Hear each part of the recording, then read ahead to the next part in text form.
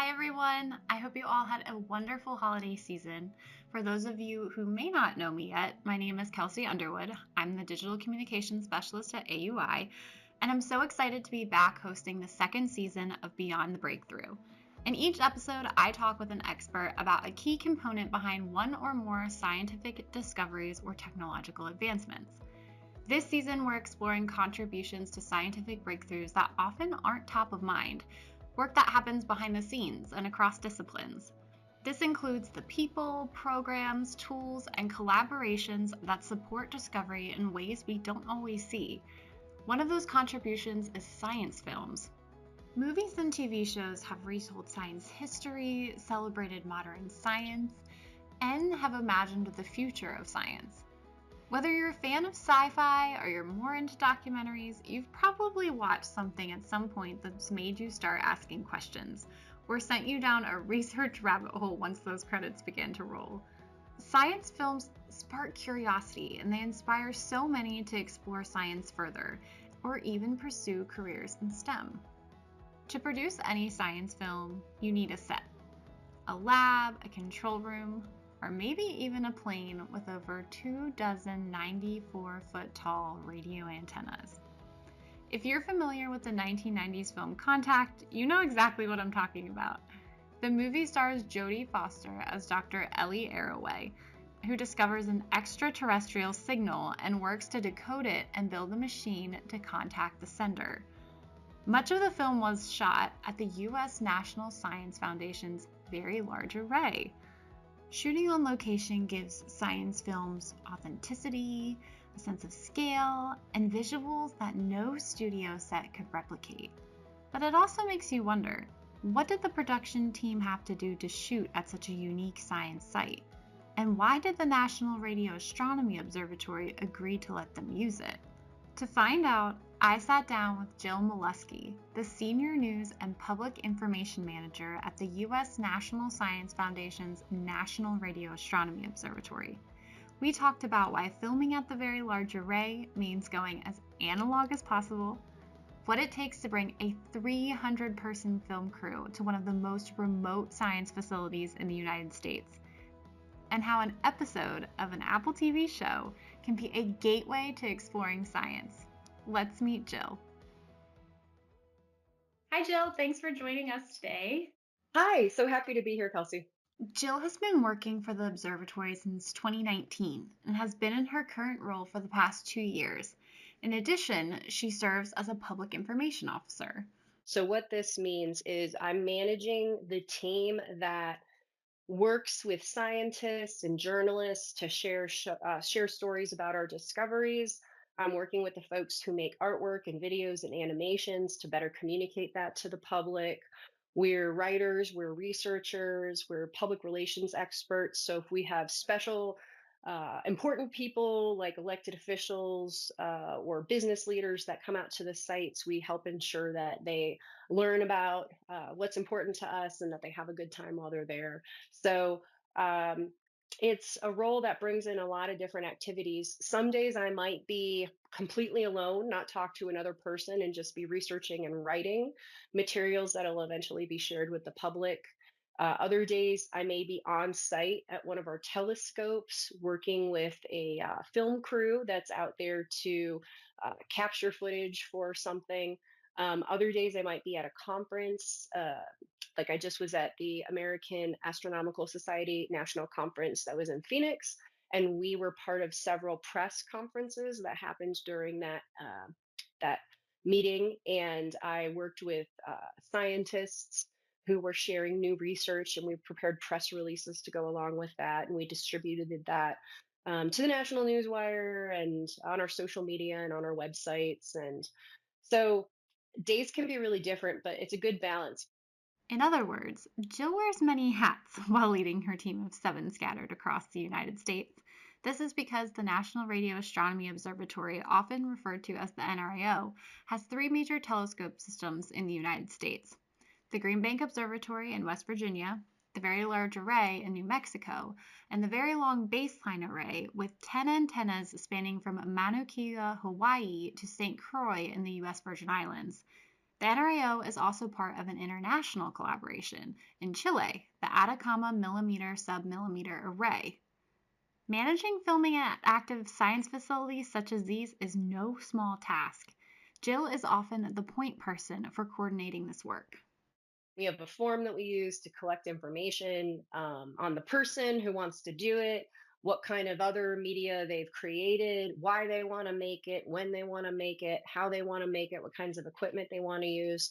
So we direct them to complete that form to get the conversation started. So then we can determine if that's a good fit for us. So, what makes a film project a good fit? The answer depends on the genre. For documentaries, the goal is always educating the public. The main factor is it educational? Is it going to help share the story about what we do? Is it maybe even going to inspire new generations to want to get into this field? Not just if they want to be astronomers, but engineers or software coders or mechanics or operations folks, engineers. So if the project has a really strong educational message, then that's an absolute yes. That makes sense. But where do fictional projects fit in? Jill uses the VLA's recent appearance in Apple TV's new post apocalyptic sci fi drama, Pluribus, to explain. Do we think the project is going to raise our profile with viewers across the country? That's a pretty neat thing. That even though the VLA was only featured in the Pluribus TV show for the first 3 or 4 minutes, that was really memorable. And somebody might look at that and go, what is that? What are those? Whether they want to come and visit the site as a tourist or whether they're a budding engineer or astronomer or mechanic, they might look at that and go, I want to learn more about that place. They might look us up. They might find out that we have open houses twice a year where we have really cool activities happening. They might try to come out for that or just drop in as a visitor. They might apply for a job. They might apply for an internship or undergraduate research opportunity. I mean, we just see it as a jumping off point to get ourselves in front of the general public in a way that we might not be able to because we're sort of a niche thing, off to the side. Many people don't even know that we exist or what we do. Of course, saying yes is just the beginning. Jill and her team are closely involved in coordinating filming days, including scheduling when a crew can be on site. Finding an open calendar date isn't often easy for a highly demanded research device. Then it's just a matter of making sure that when they want to make the project works with when we actually use our telescopes. So that's a big part of the process too. They're meant to be used for scientific research. They take a lot of hands on care to keep them running and to upgrade them, make them work even better. So I have to be the middle person to know how the everyday operations work and then make this request fit in and not cause too much interference. Speaking of interference, the radio telescopes at all NRAO sites are extremely sensitive and can pick up electromagnetic waves emitted by any electronic device, which means the telescopes can't operate while there's cameras, computers, and cell phones in use on site. That's where I have to see how I can plug in that production and that shoot or interrupt the telescope observations so that we can make it happen. So I have to explain to folks how our telescopes work and then make sure that they can provide me information, the specs about the equipment they're using, the frequencies at which it operates. Maybe see if wireless equipment causes a lot more interference, issues a lot more wavelengths than wired equipment. So, are there ways that we can go a little bit analog and maybe use some tools that they didn't think of to prevent interference when they're working? All of these logistics are planned during an extensive phone call with representatives of the project. During this call, Jill also clearly defines radio astronomy, explains how the telescopes work, and unique conditions of each facility. Like at the Green Bank Telescope, if I'm taking folks around, Jill can handle 5 or 6 people or less, because when you're going up on the Green Bank telescope, that's all that you can fit in the elevator. So there's some interesting parameters or things that we have to adapt to based on the site where we're going. Or if we're going out to New Mexico, we know that we're at altitude there. We know that we have a lot of UV exposure from the sun. We know that it can get windy, that there's some different weather considerations, environmental considerations we have to think of. So each site, its geographic location, its climate. These are very remote places that may be 1 to 3 hours away from civilization, so to speak. So you got to bring everything you need out with you, even your lunch, your food, your water, because you won't have access to things very easily when you're there.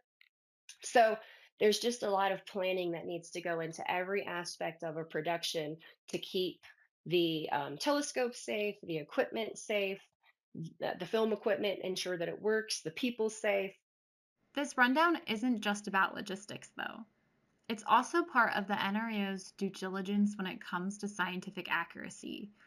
What a production does with the information is ultimately their choice, whether the project is factual or fictional. Jill uses Pluribus as an example. We have had folks reach out to us probably half a dozen times over the past 7 years that I've been doing this work, who are doing research to write a script for a film, for a movie, and they want to come out to our site and they want to talk to scientists or engineers and they want to understand how it works correctly. So they know the facts, but then because it's a fictional project, they can decide where they want to go with that.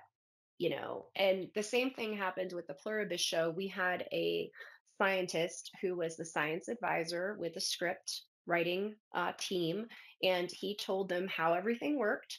And so they took that information, and some of it they did, one for one. They portrayed it exactly as he told them, and other things they twisted it, they turned it a little bit to fit the way that they wanted to tell the story, the way they wanted the action to play out, the way they wanted to build suspense, and that's fine. They actually installed a trailer in the center of the array, which doesn't exist. We have a big building, and a part of that building that's the operations area for the telescopes. But they wanted a certain look for their story, and so they set up a little operations center in the middle of the array, which again doesn't exist, but that's what they wanted for the story. And it looks really cool. It makes it seem really neat. As a viewer of the show, I really appreciated this creative change. It put the characters in closer proximity to the VLA antennas, showing just how impressive they are. If you'd like to take a look for yourself, there's a link to the opening scene in our show notes. While Jill doesn't have control over final projects, she does hope that writers get at least one particular detail right. Radio astronomers don't wear headphones. Radio is not sound. Radio is the type of wavelength on the electromagnetic spectrum. Jill didn't know that before Jill started working in radio astronomy. Jill would have assumed it involved headphones just like anybody else. But the biggest thing we try to do is steer people away from that. There are ways that people can sonify data, and they do it for different reasons. A lot of times it's for accessibility or maybe just to express the data in a different way using different senses.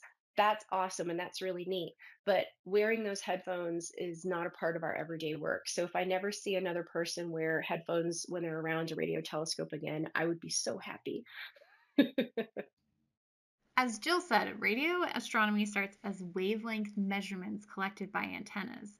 Scientists often translate this numerical data into visual images, which are essentially like maps that plot where different wavelengths are coming from and how intense they are. Sonification involves converting the same data into sound, allowing blind or low vision listeners to hear changes and patterns instead of seeing them. For example, the sound associated with a particular wavelength might increase in volume in areas that have higher signal intensity. Once scientific information has been reviewed and the project logistics are deemed feasible, then extensive planning and on-site preparation have to take place before the cameras can start rolling. About 3 months of planning and 1 week of in-person preparation went into making this 5-minute scene possible. We did a lot of planning. We made a very strict schedule. We did a lot of mapping because this is the production that you've heard me mention where they brought 300 folks out on site. So this meant trailers and trailers of equipment, wardrobe, dining. They brought out a mobile dining center and chefs who made all sorts of food to feed that army of folks who were there. Because the Very Large Array is a telescope site, we don't have Wi-Fi. We don't have very strong cell phone service, and we actually don't use cell phones on site because of the amount of interference that I create. So we had to create a base of operations for folks to plug in laptops and to be able to communicate with each other. They had radios, their own radios that they brought in to communicate across the crew. And so it was a really huge project to just have to think about everything that they needed and everything that could go wrong and then make it work on our site. It was intense. I mean, and that week, myself and some other colleagues, like the head of maintenance out there or operations, Shane Baca, he and I probably worked, I think, 60 or 70 hours that week. One day I got on site at 5 a.m. and I didn't leave till 2 a.m. the following night. Oh my And then I had to get up and get back at 5 a.m. I mean, yeah, I think I drove back to Magdalena, slept for 3 hours, and got up again. And I was like, this is a marathon. Speaking of Jill's colleagues, some NRAO staff can now add actor to their resume after appearing in the VLA scene of Pluribus. No matter the project, fiction or nonfiction, representation is top of mind for Jill and her team. Representation, making sure that people of different backgrounds and ages are included, that's really important to me. I think about that when I make recommendations about who should be on camera. When it comes to like folks who are going to be interviewed or explaining things, I really put in a big effort to show a wide range of people, or recommend a wide range of people to be included. And I think that there are a fair amount of producers or shows who also make those choices. I think that's something that's really cool. In Pluribus, the beginning of the show, you have a wide range of folks who are in those first 3 or 4 minutes who are working on that project. And what's neat is um, a dozen of them were actually NRAO staff. They got to apply to be extras and got to be involved, and they were staff across all divisions. There was like a maintenance, like mechanic type person. There were some people who were electrical engineers. There were people who were scientists and data analysts. But it was really cool to have that wide range of folks included. That impact doesn't stop with viewers at home or in theaters. By supporting productions like Pluribus, the NRAO also reaches the entire cast and crew, turning a filming day into a first-hand experience with science. When the Pluribus crew was out and those 300 folks were, taking their lunch breaks, I called the business manager and said, we got to get this gift shop open, because here's all these people who are super excited. We put out loads of free NRAO and VLA and National Science Foundation stickers, and people took every single one, any brochure or material we had out, because those individuals didn't have the 3 months of planning and conversations that I had with their leaders and their producers. They were suddenly in this place. A lot of them were New Mexico residents, some of them were from California.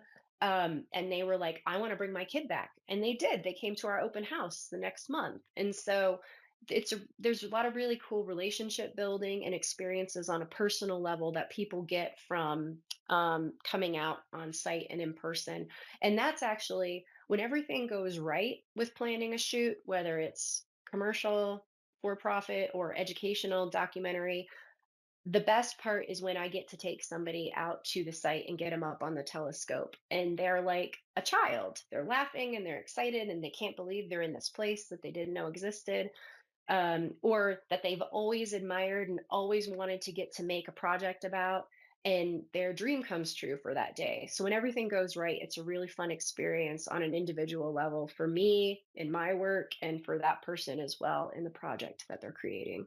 As I mentioned at the beginning of our episode, some elements just can't be replicated on a studio lot or computer. And it's not solely the visuals. Experiencing the observatory firsthand, walking around the antennas, seeing the operations, interacting with staff. It can spark creativity, energize performances, and help bring stories to life in ways that can't be achieved otherwise. I think when they want to come out and use the real facility, it's neat because they see the value in being a part of that real place and working with the folks, the staff who manage it and take care of it. And they get to learn and experience about it as well. Whether inspired by a film, TV show, or maybe even a podcast, Jill encourages others to pursue their curiosity. Visit the VLA or Green Bank Telescope, participate in one of their programs, or read more online. I think what's really great is what we do. We're trying to benefit all of humanity. We're trying to learn more about our place in the universe.